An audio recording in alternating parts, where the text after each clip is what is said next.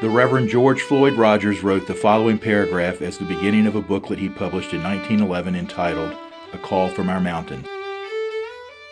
5 years ago, a worker in concrete, while laying a walk in our rectory yard, half lifted himself from his work and said, "I live 3 miles over that mountain and my children can't read. They can't go to Sunday school because we ain't got none and never had any.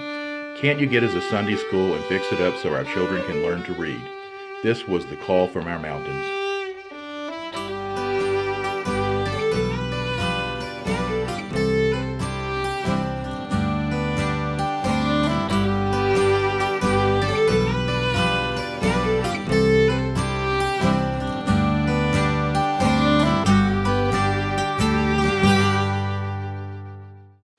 Welcome again. Hope to don't bore you. I'll try not to. So I've laid some stuff out on the table to kind of show you as we go along. This museum is laid out kind of the way Boys Home was developed, like I explained the last time. We start with the founder and work our way around, and we have articles and objects all over this place, and some hang in other places that we use to explain what Boys Home is all about. So what I'll try to do is I'll try to start with the basic history, and then when I hit something, if I can remember, I'll come back over and grab the object and show it to you. So we start off with this. This is a ledger. We were a mission to start with, so this was like a church ledger. If you see, if you've had anything to do with a church register back in the old days, this is what they used. A lot of these get stored away and they deteriorate. This one was in a safe and around different places. Now I'm going to show you what it looks like inside, but very briefly, because if Martha Terry sees this video, she will take a few stripes off of my backside. So this was actually started way back when we went to residential, and you can see it's not in the best of shape, but it's alphabetized. And then I can't see if it's I can't see there now, but it's alphabetized. And then there's page numbers. So they started out with the alphabet pages and put the names in there, and then they extracted information out of the file that was here on the young man. Those files are downstairs in the safe, and we have the files going back to the first young men here. I don't have a picture of the cabin to show you here, but this was where we started, in a log cabin. Around 1906, when the call from the mountain came, this log cabin was located, and it was basically set up as a daycare center and run by a volunteer group from this area. Now, the Reverend George Floyd Rogers did not live on the campus. He was the rector of Allegheny Parish, and he had his rectory in town that he lived in, although he came and went to the place. If you look at a picture of the first campus, which took place very early in about 1911, 1912, it's really difficult to say, but they went from what was a daycare approach to a residential approach. And they were able to obtain this farmhouse and 90 acres. And in that, they were able to house quite a few boys, because in those days you didn't have the same kind of rigs we have. They built a bungalow, and they disassembled and reassembled a log cabin that was the superintendent's house. George Floyd Rogers did not live in that house. The superintendents lived in that house. And then you can see, this is a fisheye camera, so it's kind of, these are straight lines. This was the old White Sulphur Springs Turnpike, and it ran right in front of the first campus. And if you look west when you go to the sign, hit the stop sign just before you turn, look west, and the utility poles that go through there follow that line. They stay in the same line those utility poles went through. And if you look at it, you can actually see the outline of the road. And down by the cemetery, you can see the road ditch that was down there. And the road went on out, went under the railroad tracks, and then across the railroad tracks and up over the hill, and then went back under the railroad tracks again and went over Humpback Ridge. And when they built Route 60, Boys Home contributed to them the change in the plans to move it from the White Sulphur Springs Turnpike right away over where it is now, so that they were able then to farm all the land that was in front of the first village. So it was really interesting. Here you can see our schoolhouse and our chapel. Those were very much a part of the early life at Boys Home. Started out as Boys Home, boys going to school there. Eventually it was turned over to the county, and the county ran a school there. It's called Little, L-I-T-T-L-E school. I always thought it was because it was small, but it was actually named from somebody named Little. And when I got back here in 1981, they had sold that building and it had been transported. I have seen similar looking buildings in Allegheny County, but I haven't ever been able to verify where it went, where it actually was transported to. So this was the first campus. This was the first residential approach to it. From there, you can see here, these are the buildings that were built in conjunction with that time frame. You can see the chapel, you can see the farmhouse, you can see Nancy Stokes' building, the old house and bungalow. So in the beginning, it was more still very low-key, very difficult to do. But early in the time frame when they started here, if not at the beginning, and I can't find the dates to correspond to that, the Diocese of Southern Virginia actually adopted it as a mission, which changed the way in which Boys Home could operate. Up until that time, they pretty much operated however Dr. Rogers could find the means to operate it. But once they moved in and started taking kids in a residential setting, it became Grace Mission and began to take kids in. Two of these young fellows right here are reported to be the first two kids that were actually entered. The story goes that their mother came to the group that was running the school and said to her, I don't have a place to live, you let me live in the cabin and I will teach you school. She started that, then when they opened up the residential, she moved her kids into the residential setting, and then she made a life for herself then after that. These two young guys kind of grew up here and then went away. One of them died real young with no children. The other one had, I don't know how many children, but he had a lot of grandchildren. And when he died, the grandchildren all really wanted to know about him. And we were able to go into this and go into the file and provide the family information on both of the boys, and which they were very appreciative of doing. Many of them had no knowledge of, except that he was here. They had no knowledge of the place and what it was. So it was pretty impactful. I'm gonna grab something here. Then, when we got ready to, when Dr. Rogers came on board, I'll go to Chris Thurber next. Chris Thurber actually took the job as a superintendent, and he worked as a superintendent from 1913 to 1917.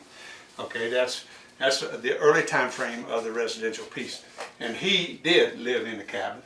And in 1915, he got pretty sick, and in that process, they brought in Reinhold Rogers. Reinhold Rogers was a PhD running the Jefferson School in Charlottesville. What he brought to the place at that time was knowledge of education, and apparently a pretty tough demeanor also. So when he came and Chris Thurber got well, Chris Thurber looked around and he said, you know, I'm probably going to be stuck where I am, you know, with the brother of the founder coming in. You know, I'm probably going to be, and a PhD at that, I'm probably going to be stuck. So he negotiated a departure, departed, and went to Greece, where he started up a retirement home. And he died in Greece, and as near as we can find out, he is buried in Greece. So he went on to do something else. But Dr. Reinhold Rogers, after he got here, realized that this campus was inadequate for the work that was being demanded.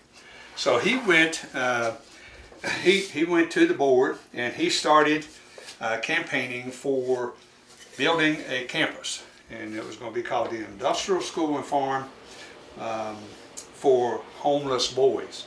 Actually, before they adopted this one, it was the Mountain Farm and School. They said Farm and School, Industrial School and Farm for Mountain Children and Home for Homeless Boys. Takes a while to get that one out, doesn't it? So they ended up, basically shortening it to this. That's not very short, but they did. And then they put together a campaign, and this is a flyer from the campaign, and it says, "The dream of the boy on the street. We try to make it a reality," which was the backside of the brochure. This was the fundraising brochure to build the second major campus. And if you look real close at this, you can see that they really had the campus planned for down in the bottom down here. And it ended up up here, which was a smart move on their part, because we would have, FEMA would have required us to move on the mountain anyway before the umpteenth flood arrived, because that place floods pretty regularly. So anyway, he, with his background, he began to really start engaging the churches, engaging other folks. They say that if he got on a train with you for a ride, you'd give him money to get rid of him. So he really worked hard. He even went so far, in a really tight time, he even went so far as to borrow money from a local bank against his sermons. Now he went in to the banker, and the banker knew him quite well, and knew Boy's home, and he said, "Dr. Rogers, your place is more east of the hilt. You don't have anything of value to secure a loan." So Dr. Rogers, it said, reached down and picked up an old warm briefcase and put it up here, and he said, "How about that?" Banker said, "And what's that?" He said, "That's all of my sermons." And the banker chuckled, and he said, "I'll give you your loan." Now, those sermons worked their way through his family, and we were able to get copies of those, and we actually have copies of his sermons that he used to secure a loan, which is really fantastic. I've read some of his sermons. I would not want to be on the receiving end of them. And things keep happening at Boy's home. Eventually, they were able to put together a plan that resulted in this. And when this was completed and occupied, between this and the farm, we had 143 boys in attendance. And the ones over the hill, as they worked their way through and out, they stopped using that, but 143. These buildings were something. The pictures of them are located back here, and you can see this was one of the dorms right here that was in there, and you can see the structure of the building. They had like up to 20 kids in those. They were built with funds out of different communities, and that basically allowed the community to reserve the number of spaces associated with that building. So in Norfolk Cottage, they raised the funds in Norfolk for Norfolk Cottage. So Norfolk, Virginia had 20 spots for here. Lynchburg had one named after a family, so Lynchburg had 20 spots. Richmond Cottage had 20 spots. And then they have families, they have more than that actually with some of the communities, because the community raised enough funds to build a building, as well as an individual family out of there. Now the only cottage to survive this particular campus, well, there wasn't a cottage, but the only name to survive was Jack Gordon. Jack Gordon was in this, and then when it came time to build the new set, the family of Jack Gordon built Jack Gordon Cottage. And the plaque that's on Jack Gordon Cottage was on the original cottage that was here. So it's the only one really that they were able to replicate what had gone on before. We have one cottage without a plaque. The other plaques hang out in the hallway out here. You can see them as you walk up and down the hallway. And I've been able to connect back into quite a few significant Virginia families through the names on the cottages, because they were done by folks who were supporters of Boy's Home, and they knew about Boy's Home, supported Boy's Home, and they were very prominent families in Virginia. So I've been able to go back and get some of those. Now I have a couple other things up here on the table that I want to go over. One is this. This is the cross of the first bishop of southwestern Virginia. Now, I told you before in the history of the church, when the Diocese of Southern Virginia split and the Diocese of Southwestern Virginia was started, it took us 5 years to reach an agreement with the two dioceses as to who was going to be what. Meanwhile, Dr. Rogers was actually on the board, still on the board, not Dr. Rogers, Bishop Jett was on the board as it was constituted, and was pretty much the working to try to get an affiliation or an agreement of an affiliation with both dioceses. Because we were founded and started by Diocese of Southwestern Virginia. Now we're located in Diocese of Southern Virginia. Founded and started by Southern Virginia. Now we're located in Southwestern Virginia. So there's a little bit of friction as to who owns it, who's going to take care of it, who's going to provide the means to keep it going. So in 1925, we actually incorporated, and in that incorporation we formalized the affiliation with both of those organizations. And this gentleman right here became Boys Home Incorporated then. This gentleman right here became the first president of the board of Boys Home Incorporated. And as such, he remained there until his retirement. 13 years worth of time as the president of the board at Boys Home. His family, this was passed down through his family, and supposedly he was another one you didn't want to get on a train ride with if you had money, because you would end up giving away so much. But he helped start Stewart Hall. He started up Virginia Episcopal School over in Lynchburg. So he was very involved with education and really believed in education. And his family, this passed down through his family. One of his granddaughters called me one day and said, introduced herself, told me who she was, told me her connection, and said, you know, we've been passing grandfather's cross around and we're looking for a place to park it. I said, you got it. And so we got the cross, and now it's displayed here in our museum. It's interesting, if you see a more modern bishop's cross, you can see a lot in it. This is very plain, you know, very straightforward, but obviously it is a bishop's cross. In fact, Connie Gilman, one of our chaplains, one time wanted to kind of tweak a little bit of humor into a meeting she was going to, so she wore the cross, and the bishops were there, and you'd have seen it. What's this? Where'd you get a bishop's cross? It's pretty funny, actually. And like I said, Dr. Rogers was big on education, and it was pointed out today, and I'm going to go ahead and do it. We had a board of education here.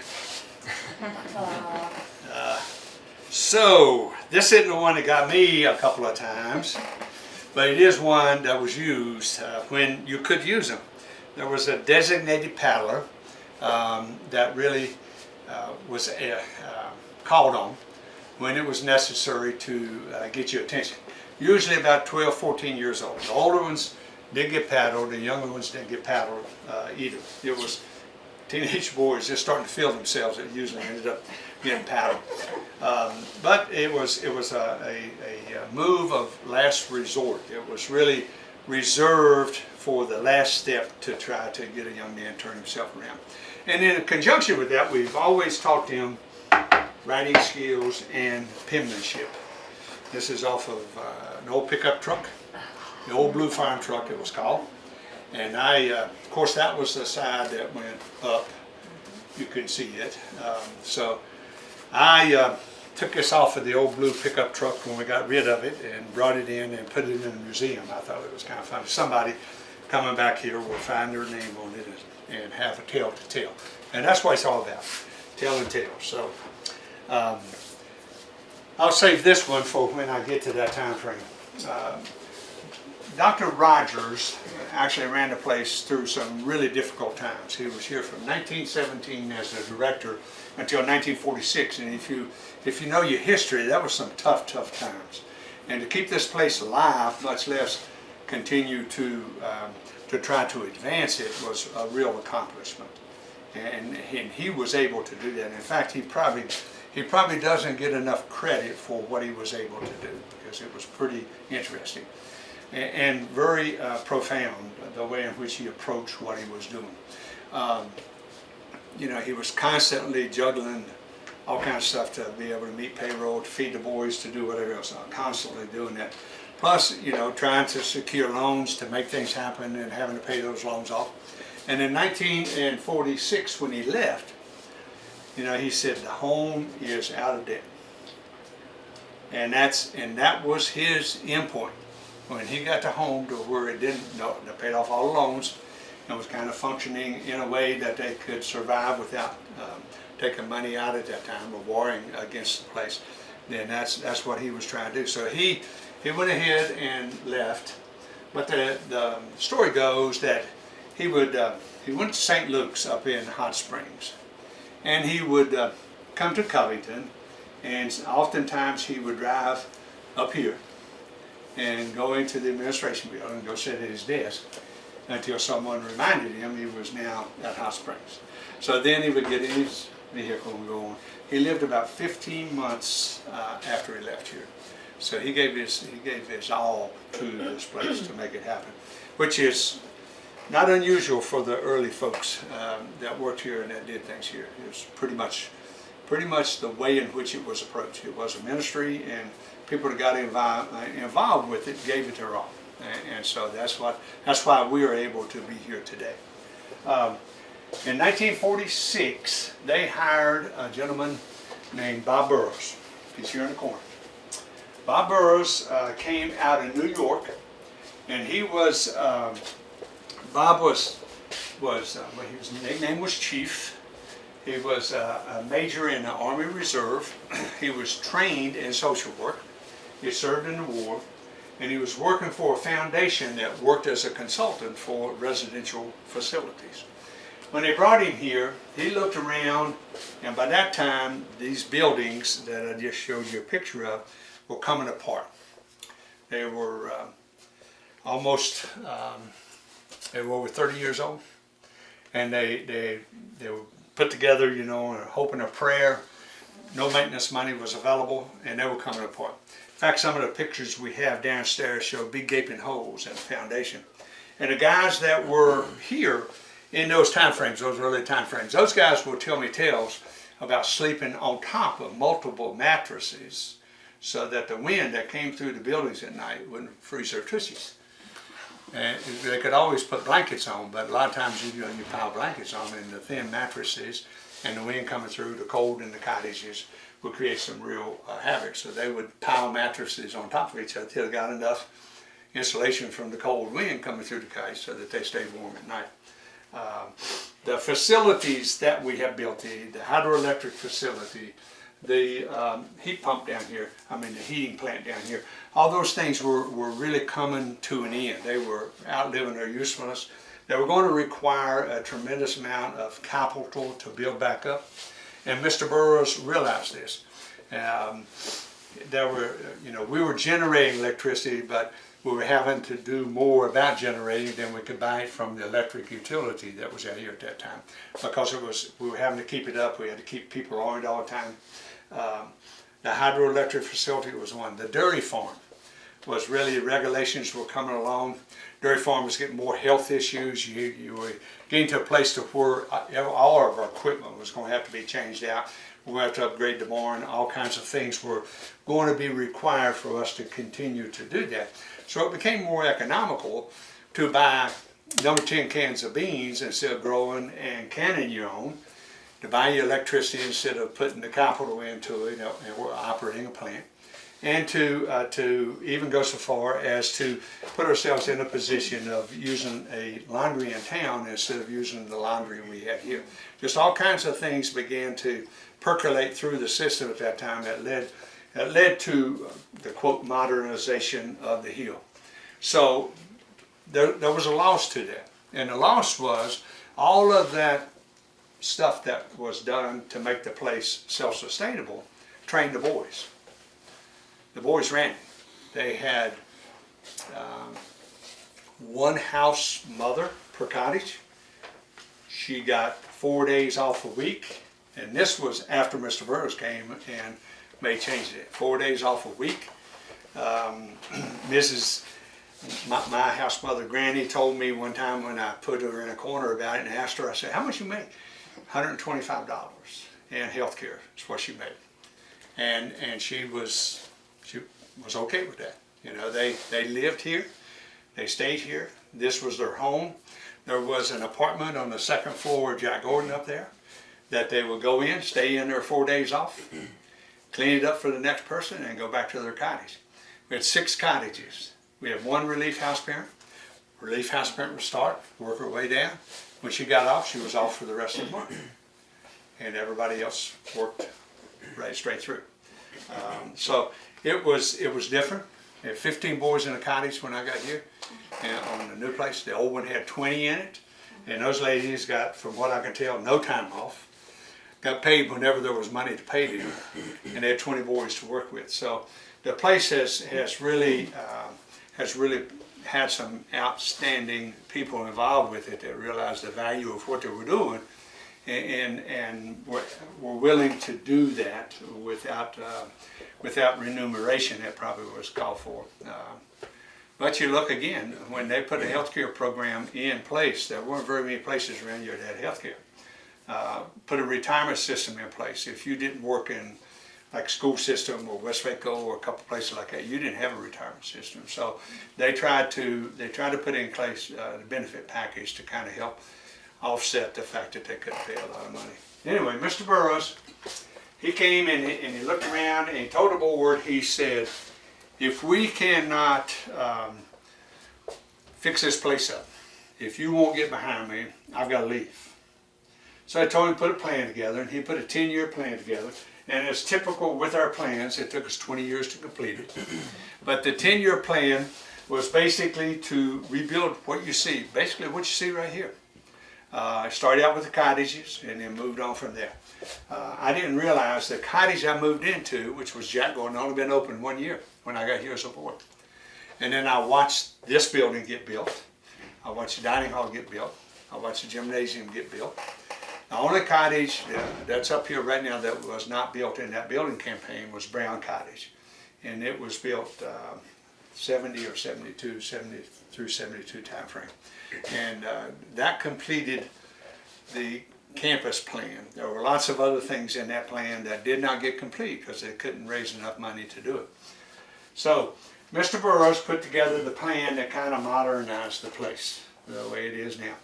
And he was very instrumental in getting us into becoming a premier organization in eyes of social services. Social services, he worked with his background, with what he put in place. He was a co-founder of the National Association of Homes for Boys. He was co-founder of the Virginia Association of Homes for Boys, later on Homes for Children. So he really got Boys Home connected up in a professional way through associations, and people looked this way. People actually would come and look at what he had done before they built their own places. So he really was instrumental in raising child care in the state of Virginia to a new level. To illustrate that point, when I came back here in 1985, I got a call from the executive director at the Children's Home, Presbyterian Children's Home in Leesburg. And he introduced himself to me, and he said, when I moved up here from Texas, Bob Burroughs was my mentor. He said, if you need one, I'll be your mentor. I said, boy, do I need one. I'm an electrical engineer with an MBA. He had no way I know anything about this place. I said, you're on. I said, what are you going to charge me? He said, charge you? He said, I'm not going to charge you. I said, that's good because I don't have anything to pay you with. But he really worked to help me get introduced through the associations and really help me understand what went on in Virginia and what was important. He kept me out of hot water a couple of times because I would do something and then he would explain to me that I was doing something going to get me in hot water. So he would pull me back away from the edge and get me straightened out again. So it was fun with him. He's still alive. He's still down in North Carolina, and I talk to him every now and then.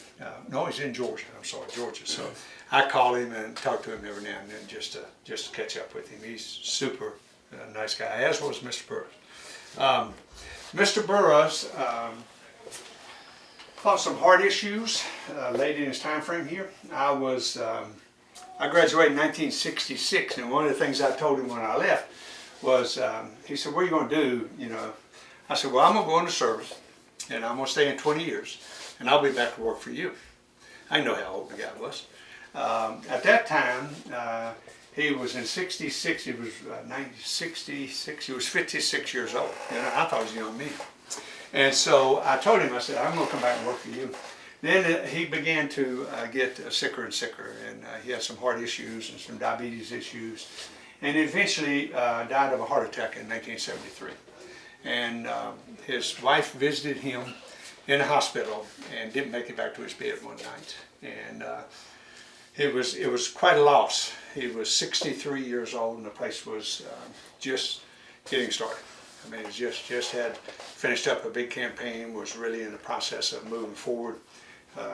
He got it there, and then wasn't able to stay around to see what ended up with it. But Mr. Burroughs died. Paul Seipel was the associate director. Paul came out of Bath County. Paul was a principal up there, and he came down as athletic director and coach.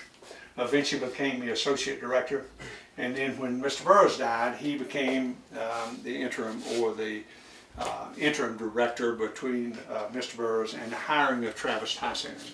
Travis Tysinger came out of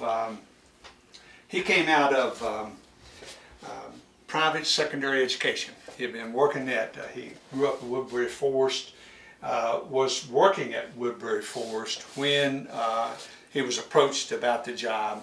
He came and stayed for 10 years, and what he brought as much as anything else was kind of a consolidation of the administrative issues around Boys Home, the way in which the endowment was handled, the way in which we interacted with outside organizations. He really worked hard on making those kinds of things happen.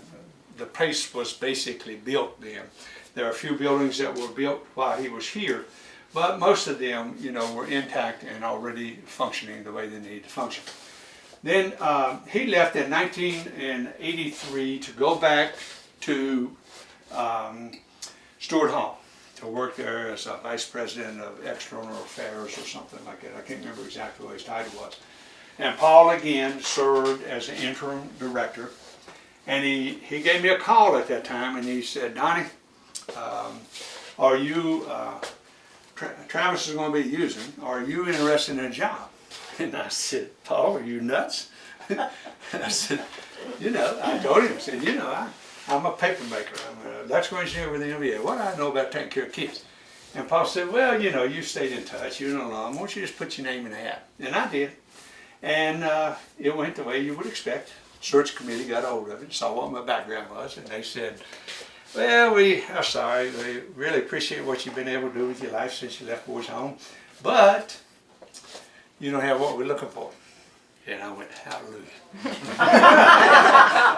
Because I was kind of doing this kind of just get out there a little bit to just satisfy him more than anything else, because he was one of the guys, you know, I looked up to while I was here at Boys Home.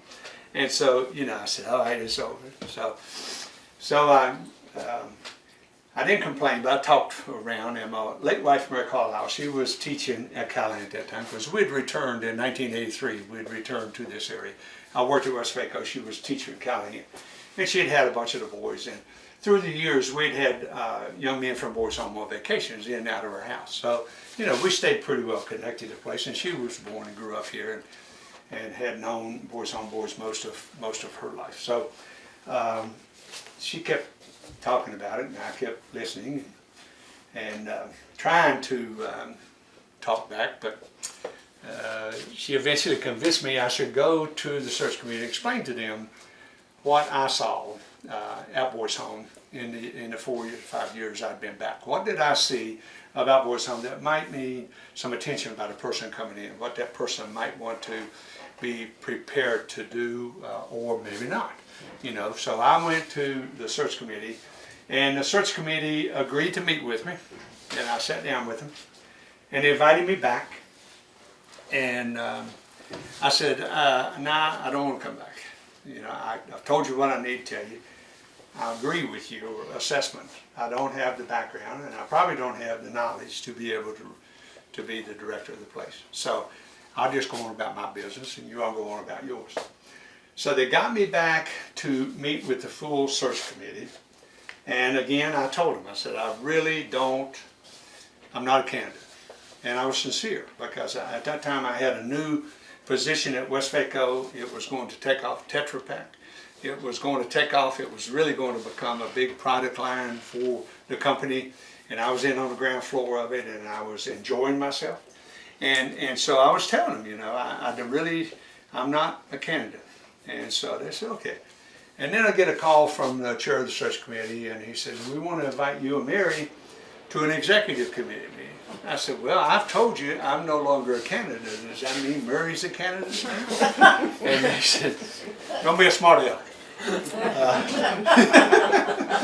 Since I'm being filmed, I'll straighten it up a little bit. Too late. So I said, okay, well, we'll come, I guess. I'll get with her, and I guess. She said, sure, let's go talk to him. Well, we went to, the meeting was in Roanoke with the executive committee, and we didn't get a chance to get away very much. So grandparents were here, so we parked the kids with the grandparents, and we went over the night before, and we stayed at the old Harry Johnson's. And we lived out in the country, and if the kids wanted to watch a ball game, I had to get on a ladder and put my hand on and hold on to the antenna to get enough of a signal for them to be able to watch a ball game, and they'd yell out the window and tell me the score, you know. So that's the kind of TV reception we got. So we took advantage of it to watch HBO. We had a nice dinner and went back to the motel, and we were watching HBO. Sean Penn in Bad Boys was on. And some of you may have seen that. That was about juvenile criminals and juvenile prison. And it was pretty raw for that time frame. And we kind of looked at each other and said, is this a premonition? Is this what we're heading for? And we said, well, let's find out tomorrow. So we get to the executive committee, and I ask the question, I start to answer, and they said, we're not talking to you. We've already talked to you. I said, hold on a minute. Is she the candidate or am I the candidate? Just don't be a smart aleck. We're going to let her answer some questions. I said, why? If she's not a candidate, why does she have to ask? You know, being a smart aleck. And so they said, just let her answer. We want to hear from her. So I shut my mouth and I let them talk. And we got back home, and she said, what do you think? And I said, I think I want to work for Westvaco. I'm not real sure I want to take this on. And I said, it's got some elements to it that I'm not sure I want to be involved in. So she said, I said, you know, I'm worried about, you know, I'm not worried, but I need to consider my kids. I need to consider you. You know, we're going to live on campus. If we go, we'll live on campus. We'll never have any real time unless we just take time and disappear. But she said, well, let's just talk to the boys. And I said, we sat them down on the couch with us, and we said, okay, Darren Todd, but your dad's considering a job at Boys Home. But he has to live on campus. We won't be able to live here in Fallen Springs. What do you think about that? They kind of looked at each other, looked back at me, and looked at each other, kind of nodded their head at each other, and Darren, the oldest, says, will we be allowed to play in the gym? I said, well, I'm pretty sure. Hi, Dad, we're okay. And I got What? Got your own gym. And they played in the gym a lot. But then Mary became the driver. She was the one that became convinced that this was more than just an opportunity for a job. This was a call, and that we should answer it. And I'm going, I don't know about this, you know. And I was the naysayer right up to the time we actually made the decision, and then dove in. And you know, you just don't get too many times to look back and decide whether you're going to do things when you stay busy 7 days a week, 365 days a year. So living on campus and doing what we're doing, you know, there are times when Darren would come in, get a bath, go to bed, and I wouldn't see him again until we gave him a bath the next night, put him in bed. He was just one of the guys out here. So my family totally integrated into the place. We took part in everything that Boys Home did, and it really became our life. And that's really what makes it work, is when it can become your life. And so we've tried to maintain that sense and that feeling that when I was here as a young man, and that I kind of got along the way. You know, I've made a lot of fits and starts along the way to kind of get to the place to where, you know, I finally am a believer. I believe it was calling, and hope that I've answered that call properly. Now, a couple of other items I want to cover. One is this one. This young man was here when I was here as a boy, Michael Falk. And he was nothing special. In fact, he was kind of mischievous. He lived in my cottage, so we got in trouble a lot. He was a year behind me in school. He was always ready to go do something that had a little adventure to it. Things like making life difficult for Whitehead Cottage, which we did a lot of. There was just, he was just one of the guys. He was no great athlete. He was probably not even, he was a marginal student, but he was a really good guy, and he was involved with everyone else. And in Vietnam, I'm sorry, Michael Folan was killed, but this is Tommy Cole. I'm sorry. This one here is Tommy Cole. Tommy Cole was also here when I was here. He used to get picked on a lot. Both he and Michael Folan left in their junior years in high school. Both of them went back to Richmond. Both of them went to Vietnam. This gentleman on the cover of the Life magazine was a medic. Michael was an ammunition carrier. And they both had a lot of recognition for what took place. Michael got killed there. He dove on a grenade in a foxhole and basically saved his squad, which had been under attack for quite some time. Tommy, as a medic, was treating people while he himself needed treatment. And both these young men came out of Mr. Burr's era, and both of them were, when they left here, you know, you wouldn't have expected them to really do anything spectacular with their life. You wouldn't have expected them to really do what they ended up doing. But both of them answered the call and did what they needed to do. And we've been very fortunate to have these kinds of stories go on with young men that left here a lot. People always ask me, what's your success? And I say, you define success, and I can probably tell you exactly where we fit in that. What's success to you? And they kind of look at me kind of funny. I said, given where we are coming from, you know, a good measure of success is if a young man leaves here, gets a job, and if he chooses to have a family, takes care of that family so none of them ever end up at Boys Home. I said, that is success. That puts it in a brand new ballgame. It puts us in a position of being able to turn the cycle around and do something with our lives to make sure that things that happen to us won't necessarily happen to our children. And I don't think any of us can really measure success any better than being able to. Here's something else that's got a really nice tale to it. This is a letter jacket from Lonnie Dillon. Some of you may know him from, he does the paintball stuff. Lonnie came back to Boys Home, started getting involved in Boys Home in different ways. And Martha Turry, who this museum is named for, who was a 42-year employee at Boys Home, just a real fixture here. And now, when I need to know where something was or check a fact, I go see her because she knows where it is. Some of which she hid away, so it takes her a while to remember where she put it.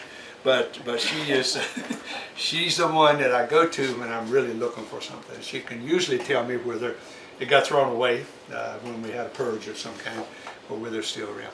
But anyway, Lonnie played baseball here and played football at Allegheny High School. At that time, it was probably Allegheny County High School, and he.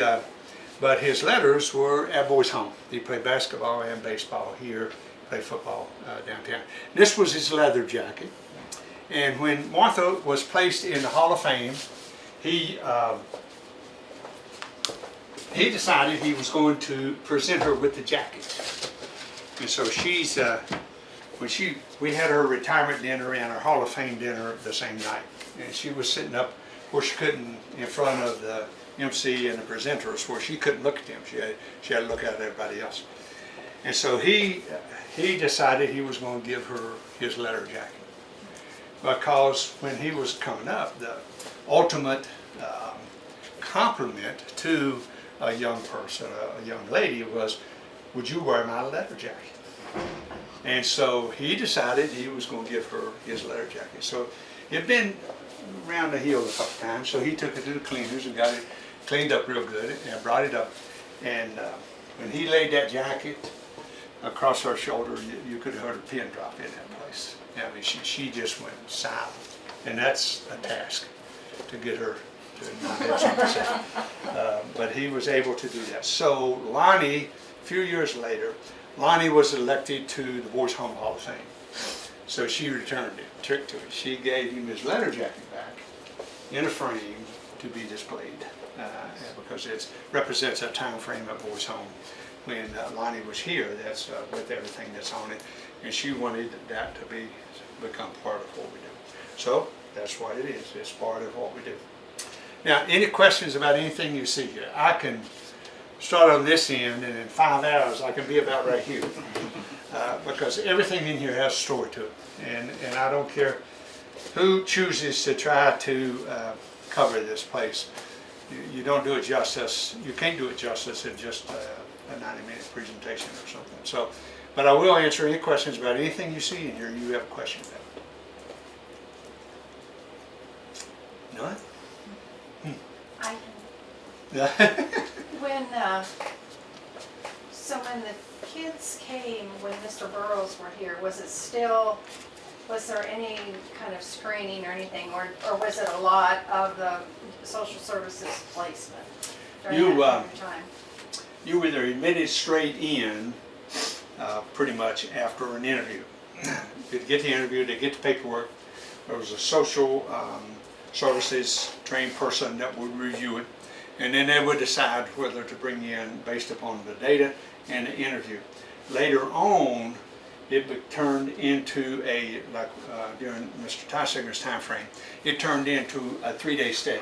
You come in on Friday, you depart on Sunday, and you stay over a weekend. And if you survive the weekend, there was a possibility you'd be off for a place to stay. But what we came to realize soon after I got here in 1985 was that anybody can pretty much hide what's going on in their background and who they are for 3 days. Friday through Sunday was no big deal. We didn't have them in a structured time frame, didn't have them in a school setting. So we couldn't really get a good handle on what their needs might be. So what we did was we went to an intake. In 1989, we did our first evaluation in '89 in Sam's Cottage. And we moved from Sam's Cottage over here to Hudnall. And then when we left Hudnall, when this building down here was built in 2001, we moved down there. And that was our intake cottage. And we spent a lot of time putting together an intake evaluation with a lot of input from social services. At that time, probably 55 or 60% of our kids were coming out of social services. So we had 6 different social service agencies that sat down with us. A member of those agencies sat down with us and talked about what kind of information was needed. What would they need to be able to make a decision? And we said, if we've set up a place to get this data together from you, you can place them here, we'll gather the data and give it back to you. Social service agencies just had to do the home study. We did everything else that they had in place that they needed to be able to make a decision. We did all the assessments. They would get the data, and then we'd say, okay, if you want a place, we think we can help you, young man. But it was put in place because agencies would get a kid and needed someplace to go with them fairly fast. Well, psychologicals in particular in communities were taking weeks to get. And they had to have a psychological before they could go and say, we got the data we need to do a placement. So we had to work with them to come up with psychological and other types of data that would be useful to them in making a decision. And that's what we built our child study program around. Later on became intake and evaluation, started out as child study. That's what it was. It was intended to serve the agencies by developing this information for them, which took a load off of them, took the kid out of some circumstance where they might need to be out of, and gave them the data that they needed to be able to make a decision. Concurrently, we were able to look at the young man and decide whether or not we really had the services to be able to help the young man. So, we've evolved in the way in which we looked at children all through the spectrum. Down here, in this time frame down here and in this time frame here, they just show up. And we're taken in. So it's been an evolution in many different ways. So now are the social services involved that much, or is it a placement by the parents? What we started in 1992 when we were putting together a second century plan, which was adopted in 1996 as a plan and a campaign. We basically said we are going to move on to the preventative end of care. We're going to work with families and move on to the preventative end. We're not going to focus on agencies and be in the rehabilitation end. Because even by 1992, the children were in need of stronger and stronger services. And many of the homes in Virginia were beginning to put in place services to handle those issues that were developing by a delay in intervention, a longer delay in intervention to take a kid out of a situation and move them to some place where they could escape whatever was going on in their life. And so Don Driver, who worked with me, he for quite a while, and helped us design our program, intake and evaluation, and our experiential living and the evaluation program in between for how the kids make progress, etc. All of those things come right out of his work with us. And what he said when we finished up our little tour and everything, and he began to kind of help the board focus on what the second century ought to look like, he basically said child care is going to go the way mental health went. They're going to deinstitutionalize and push back into communities the services needed to keep, and you're going to get fewer and fewer placements, and they're going to be tougher and tougher to deal with. And that's what's happened. Social service placements are in need of stronger services, and the services that you provide to them are short-term in duration. They won't leave them in a residential setting for a long period of time. And so that's the movement away from residential. Because of that, and because we could look to every success we had and really tie it into the structured program at Boys Home. What did they get here?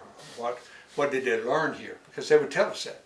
People that we could talk to, that we could go, oh, you're definitely a success. Tell us about it. It's what they took out of here.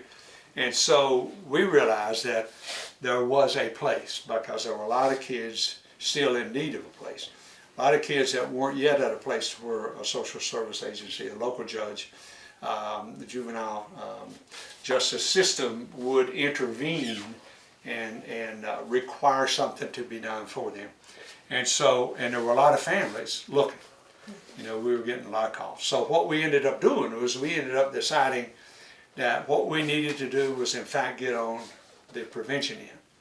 And the way to do that was to become more active in the markets that parents go to when they're looking for a place, and less active in the parts of social services. Now, what's happened in social services that we do tie into is diversion offices. Diversion offices are where they don't believe a young man is at a stage where intervention needs to occur by them, but some intervention needs to occur. And so we'll work with offices in DSSs that are attempting to divert the kid out of the system, keep them from going to the system. And we'll work with them, but that's a parental placement, that's not an agency placement. And on occasion, we will look at a young man that's actually a ward of an agency somewhere, ward of the state, an agency we're looking for. We'll talk with them. Most of the time, we don't have the services, or most of the time the young man doesn't care to do it. They want to go somewhere where they can be back doing what they were doing in a short period of time. So we hadn't turned our back on them. We just don't try to develop and put in place the services they need. There's a risk to that because those services change. They change all the time. And so the need changes and the services that you are required to put in place to address those needs changes, and it's expensive, a lot more expensive than what we do. Any other questions? Y'all know everything about this, so I can turn museum tours over to you, right? All right, thank you very much. Appreciate it. Yeah, whenever they're ready, just walk in. Okay. Come on in. Okay, need to do over again without him pointing them in. Stop. Stop. Back out. Count to 5 and then come in again.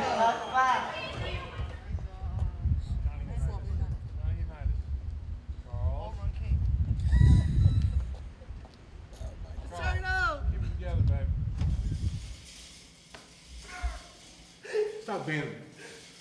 I hope you're really good at editing. I can't change that. Nice face. That how it go? You're happy and glad to be your face. Okay. Use two hands. Great, you messed it up.